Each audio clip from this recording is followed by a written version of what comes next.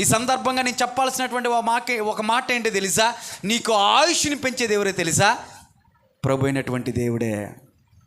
ఈ రోజున డాక్టర్స్ అందరూ చెప్తా ఉన్నారు, మేము ట్రీట్మెంట్ చేస్తాం కానీ ఆయుష్ను పెంచేవాళ్ళం కాదండి, మేము బాగు చేయలేం, ట్రీట్మెంట్ చేయటం వరకే మా వంతు, కానీ ప్రాణాన్ని నిలబెట్టేది దేవుడండి అని చెప్తున్నారు. అంతేనా డాక్టర్ చెప్పేది?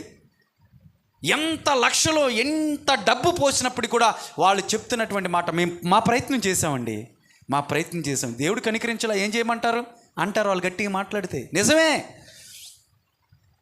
నీకు డబ్బు ఉండొచ్చు, నీకు ఆస్తి ఉండొచ్చు, భోగభాగ్యాలు ఉండొచ్చు, కానీ అవేమి కూడా ఈ దినాన నీ ప్రాణాన్ని నిలబెట్టేవి కాదు, నీకు ఆయుష్నిచ్చేవి అవేమి కాదు, కానీ దేవుడు మాత్రమే నీకు ఆయుష్నిచ్చేటువంటి దేవుడు. నీ ఆయుష్ని పెంచేది ఆయనే.